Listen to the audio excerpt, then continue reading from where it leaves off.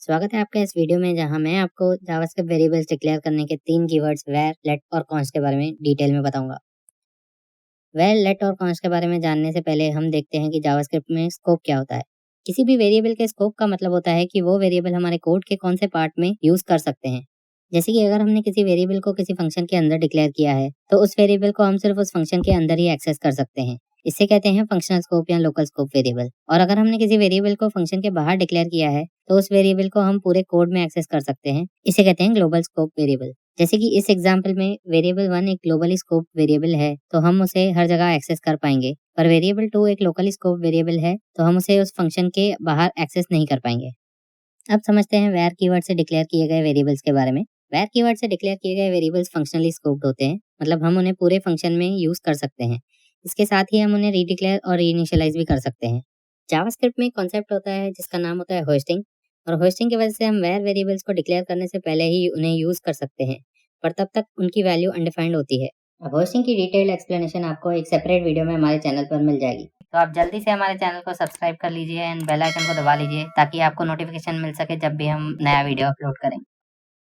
और जैसा कि मैंने कहा कि हम वेर वेरिएबल्स को रीडिक्लेयर भी कर सकते हैं, तो इससे एक प्रॉब्लम ये इंट्रोड्यूस होती है कि हमारे वेरिएबल को ओवरराइड करने के चांसेस बढ़ जाते हैं और इससे हमारे कोड में बग्स आने के चांसेस भी बढ़ जाते हैं। इसको एक एग्जांपल के साथ समझते हैं। हमने यहाँ एक वेरिएबल नंबर डिक्लेयर किया है और उसे एक 6 वैल्यू असाइन कर दी है। फिर हमने एक इफ ब्लॉक में नंबर वेरिएबल को रीडिक्लेयर करके उसकी वैल्यू 24 असाइन कर दी है और फिर हमने नंबर वेरिएबल को प्रिंट किया है। तो सेम नेम का वेरिएबल रीडिक्लेयर करने की वजह से हमारी ओरिजिनल वेरिएबल की वैल्यू ओवरराइट हो गई। इस प्रॉब्लम को अवॉइड करने के लिए जावास्क्रिप्ट में इंट्रोड्यूस किए गए हैं लेट या कॉन्स्ट कीवर्ड्स, जिससे हम वेरिएबल्स डिक्लेयर कर सकते हैं।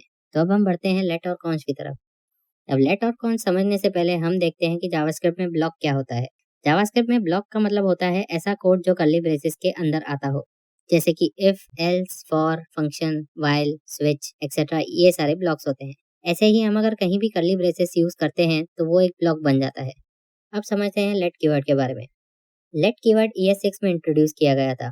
लेट कीवर्ड से डिक्लेयर किए गए वेरिएबल्स ब्लॉक स्कोप्ड होते हैं, मतलब आप उन्हें ब्लॉक से बाहर एक्सेस नहीं कर सकते। जैसे कि इस एग्जांपल में हमने इफ ब्लॉक के अंदर न्यू नंबर नाम का एक वेरिएबल डिक्लेयर किया है यूजिंग लेट कीवर्ड। अब अगर हम उसे बाहर एक्सेस करने की कोशिश करते हैं तो हमें रेफरेंस एरर मिल जाता है, क्योंकि न्यू नंबर इफ ब्लॉक का हिस्सा है, आउटर ब्लॉक का नहीं।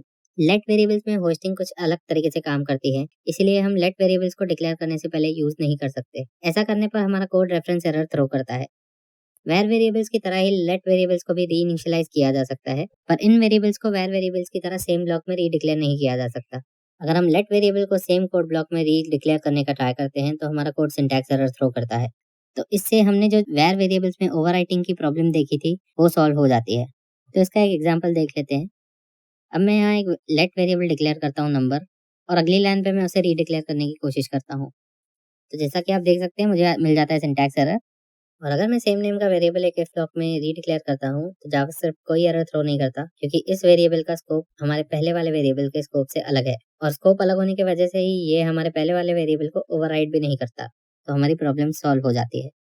अब समझते हैं कॉन्स्ट कीवर्ड के बारे में।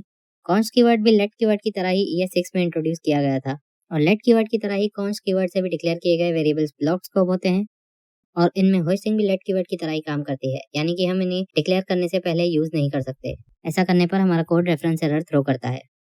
कॉन्स्ट कीवर्ड्स को डिक्लेरेशन के साथ ही इनिशियलाइज भी करना होता है, वरना हमारा कोड सिंटैक्स एरर थ्रो करता है। जैसे कि इस एग्जांपल में मैं एक नंबर नाम का कॉन्स्ट वेरिएबल डिक्लेयर कर लेता हूँ और नेक्स्ट लाइन पे उसे इनिशियलाइज करता हूँ तो हमारा कोड सिंटैक्स एरर थ्रो करता है। कॉन्स्ट वेरिएबल्स को रीडिक्लेयर और इनिशियलाइज नहीं किया जा सकता, और इसीलिए कॉन्स्ट कीवर्ड को कांस्टेंट वैल्यूज डिक्लेयर करने के लिए यूज किया जा सकता है। तो लेट और कॉन्स्ट यूज करके आप अपने कोड में एरर के चांसेस को कम कर सकते हैं, और साथ ही अपने वेरिएबल्स को कैटेगराइज कर सकते हैं कि कौन सा वेरिएबल रीअसाइन हो सकता है और कौन सा नहीं। तो दोस्तों, इस वीडियो में मैंने आपको जावास्क्रिप्ट के वेरिएबल्स डिक्लेयर करने के 3 कीवर्ड्स वेर, लेट और कॉन्स्ट के बारे में बताया। अगर आपको कोई भी डाउट हो तो आप मुझसे कमेंट सेक्शन में पूछ सकते हैं। और अगर आपको ये वीडियो पसंद आया हो तो वीडियो को लाइक करें और अपने दोस्तों के साथ शेयर करें ताकि वो भी इस वीडियो का अच्छे से बेनिफिट उठा पाएं। और चैनल को सब्सक्राइब करें एंड बेल आइकन को जरूर प्रेस करें ताकि आप हमारे नए वीडियोस को मिस ना करें। तो हम मिलेंगे नए वीडियो में, तब तक के लिए शुक्रिया।